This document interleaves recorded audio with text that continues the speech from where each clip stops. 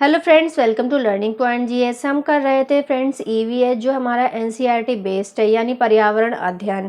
Paper में आने वाले प्रश्नों को हम यहाँ चर्चा करेंगे। जो एनसीईआरटी बेस्ड वन लाइनर प्रश्न के हिसाब से मैं ये वीडियो बना रही हूँ। हमारा सीटेट का एग्ज़ाम अगस्त में है और उसी को ध्यान में रखते हुए हम ये प्रिपरेशन कर रहे हैं। हमारा टारगेट है जो भी सीटेट में एग्ज़ाम होता है सीटेट का, उसमें आने वाले प्रश्नों को टारगेट करके ये वीडियो बनाई जा रही है ताकि आपको बहुत ही कम टाइम में एक जगह सारे मटेरियल मिल जाए। बस ये छोटा सा प्रयास है। वीडियो के एंड में कमेंट ज़रूर करिए। अगर वीडियो पसंद आई तो लाइक, सब्सक्राइब एंड शेयर ज़रूर करिए। चलिए स्टार्ट करते हैं आज की वीडियो। पहला प्रश्न है चूहों पे। पहला है चूहों में देखने की क्षमता कम परंतु सूंघने तथा स्वाद वाली क्षमताएं बहुत ही तीव्र होती हैं। एनसीईआरटी में बताया गया कि चूहों में देखने की क्षमता कम होती है और सूंघने की क्षमता ज़्यादा होती है। सेकंड पॉइंट है लिंग हू फेन हांगकांग का एक पकवान है जो सांप के मांस से बनाया जाता है। प्रश्न आता है हांगकांग का जो पकवान है वो किससे बनाया जाता है? सांप से बनाया जाता है। काफ़ी बार रिपीटेड क्वेश्चन है तो आप इसको मार्क कर सकते हैं। नेक्स्ट देखते हैं थर्ड पॉइंट है गोवा में मछली नारियल के तेल में बनाई जाती है। जो प्राइमरी में कुछ पकवानों के बारे में बताया गया है और वो बहुत ही इंपॉर्टेंट है। उसमें से एक ये है कि गोवा में मछली नारियल के तेल में बनाई जाती है। और कश्मीर में एक पॉइंट और है, कश्मीर में मछली सरसों के तेल में बनाई जाती है। तो चलिए देखते हैं नेक्स्ट पॉइंट है टैपियोका केरल में ज़मीन के नीचे उगाया जाता है। ये खाने के लिए इस्तेमाल किया जाता है। जैसे आप पिक्चर में देख रहे हैं, ये ज़मीन को खोद के इसको निकाला जाता है और ये कहाँ मिलता है? केरल में। पांचवा पॉइंट है मैना झटके से अपनी गर्दन पीछे तक घुमा लेती है। छठा पॉइंट है पक्षी अपनी गर्दन बहुत अधिक हिलाते हैं क्योंकि पक्षियों की पुतली घूम नहीं सकती। यानी हम तो सामने देखते हैं लेकिन जो पक्षी होते हैं आपने देखा होगा उनके सिर के दोनों तरफ आंखें होती है, तो अगर उनको कोई चीज़ देखनी है तो उनको अपना सर बार बार घुमाना पड़ता है। सातवां पॉइंट है हमारा जो लोग देख नहीं सकते उनके पढ़ने का एक खास तरीका होता है जिसे ब्रेल कहते हैं। आठवां पॉइंट है ब्रेल एक मोटे कागज पर एक नुकीली और औजार से बिंदु बनाया जाता है। ब्रेल कागज पर हाथ फेर कर पढ़ा जाता है, उस पर क्या लिखा है? फ्रेंड्स आपको बता दें कि यहाँ पे ब्रेल लिपि की बात की गई है। जो ब्लाइंड लोग होते हैं वो इसी की सहायता से पढ़ाई करते हैं। एनसीईआरटी में बताया गया है कि जो ब्लाइंड लोग होते हैं वो ब्रेल लिपि का कैसे इस्तेमाल करते हैं। 9वां पॉइंट है लुई ब्रेल फ्रांस देश का रहने वाला था। उसने ब्रेल लिपि की खोज की थी। ब्रेल लिपि 6 बिंदुओं पर आधारित है। तो काफ़ी बार प्रश्न पूछ लेता है जो ब्रेल लिपि है वो कितने बिंदुओं पर आधारित होती है? 6 बिंदुओं पर आधारित होती है। इसका जो आविष्कार किया था किसने किया था? Louis Braille. कहाँ के रहने वाले हैं? ये रहने वाले हैं फ्रांस के। नेक्स्ट 10वां पॉइंट देखते हैं। 10वां पॉइंट है असम में बहुत बारिश के चलते घर जमीन से 10 से 12 फुट ऊंचे बनाए जाते हैं। उन्हें बांस के खंभों पर बनाते हैं।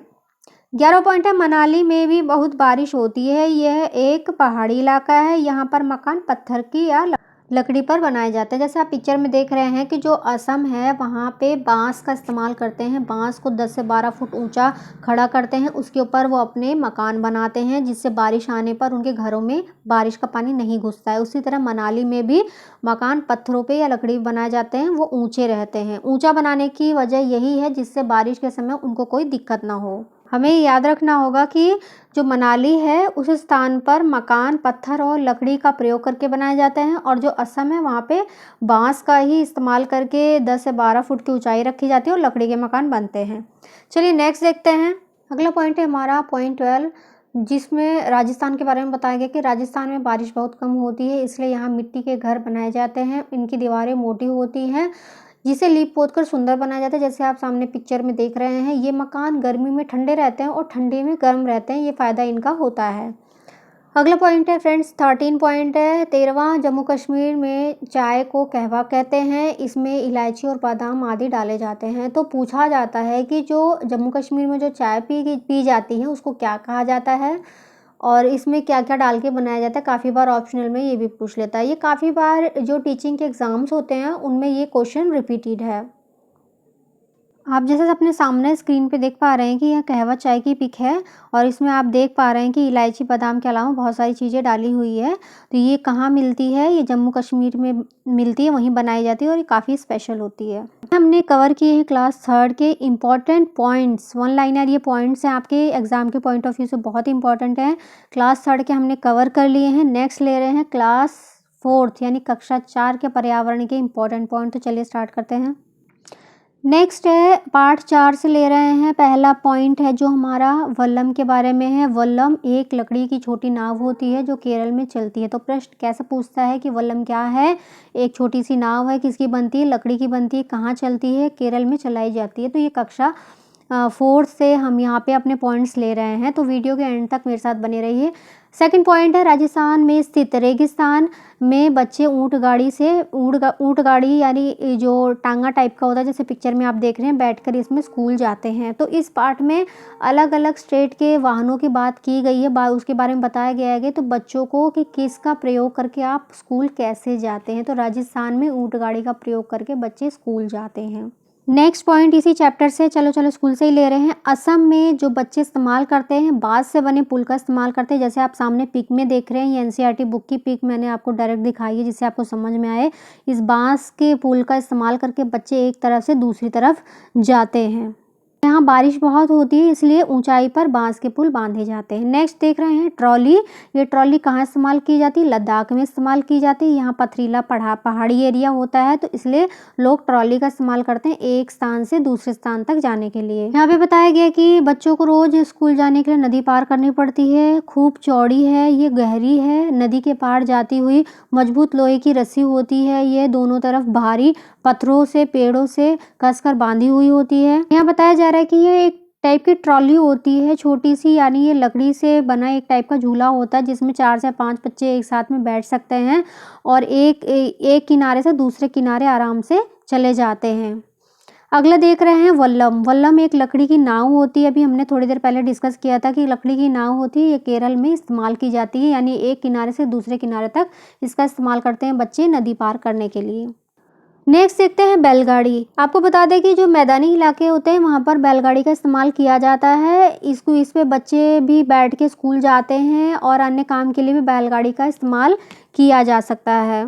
नेक्स्ट जो है वो है उत्तराखंड के बारे में बताया जा रहा है कि उत्तराखंड क्या है? एक पथरीला रास्ता होता है। हम पहाड़ी इलाकों में रहते हैं, यहाँ दूर दूर तक उबड़ खाबड़ पथरीले रास्ते हैं। मैदानों या शहर में रहने वाले बच्चों को भले ही मुश्किल हो लेकिन हमें यहाँ पे चलना, पहाड़ों पे रास्ता बनाना भाता है।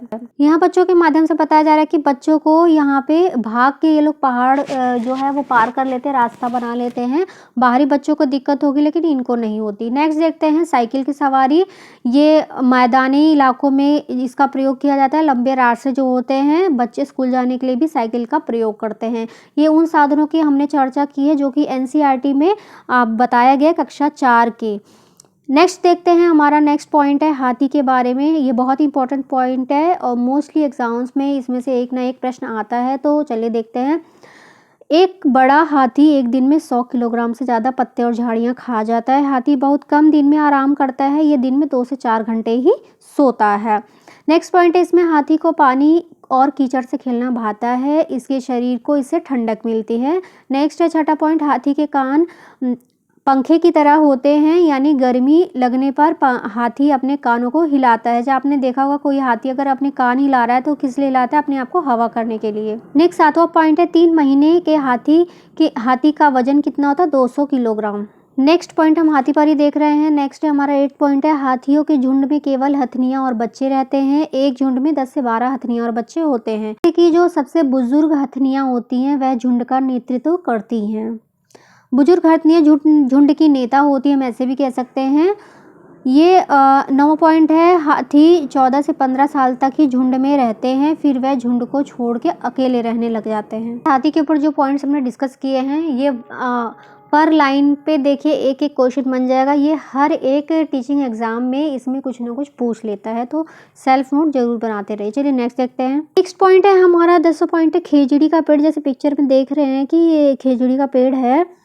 खेजड़ी के पेड़ राजस्थान में जोधपुर के खेजड़ी गांव में मिलते हैं। यहाँ के लोग विश्नोई कहलाते हैं। यहाँ शिकार व पेड़ काटना निषेध है। नेक्स्ट पॉइंट हम इसी पे ले रहे हैं। 11वां पॉइंट है खेजड़ी का पेड़। यह रेगिस्तान इलाके में पाया जाता है, इसे ज़्यादा पानी की ज़रूरत नहीं होती, इसलिए यहाँ पे आसानी से हो जाता है। तो 12वां पॉइंट है इसकी छाल दवा के काम आती है और इसकी लकड़ी को कीड़ा नहीं लगता, इसलिए यहाँ पे ये बहुत फेमस है।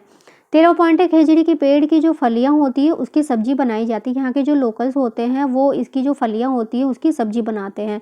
तो खेजड़ी के पेड़ के ऊपर जितना पॉइंट हमने डिस्कस किए वो बहुत इंपॉर्टेंट है। फ्रेंड्स, ये जो वीडियो है केवीएस के एग्जाम के लिए आपके लिए बहुत यूजफुल है। वेरी शॉर्ट नोट्स हैं ये एनसीईआरटी की। चलिए नेक्स्ट पॉइंट देखते हैं। नेक्स्ट पॉइंट है हमारा, इसकी जो पत्तियां होती हैं उसके वहाँ के जो लोकल जानवर होते हैं वो इसको खाते हैं और इसकी छाया में वहाँ के बच्चे खेलते हैं। तो जो खेजड़ी का पेड़ है वहाँ के लोगों के लिए बहुत इंपॉर्टेंट है। 15वां पॉइंट है, बिचाहा गांव बिहार में मुजफ्फरपुर ज़िले में पड़ता है। इस इलाके में बहुत सारे लीची के पेड़ होते हैं। तो ये पॉइंट इम्पॉर्टेंट कैसे है कि जो लीची के फूल होते हैं वो कहाँ पाए जाते हैं, बिचाहा गांव में। ये कहाँ पड़ता है, बिहार मुजफ्फरपुर ज़िले में। नेक्स्ट देखते हैं मधुमक्खी पालन के बारे में, यहाँ चर्चा करेंगे हम। लीची के फूल मधुमक्खियों को लुभाते हैं। ये फरवरी माह में खिलते हैं। अक्टूबर से दिसंबर तक का समय मधुमक्खियों के अंडे देने का होता है। यह समय मधुमक्खियों के पालन के लिए उचित है।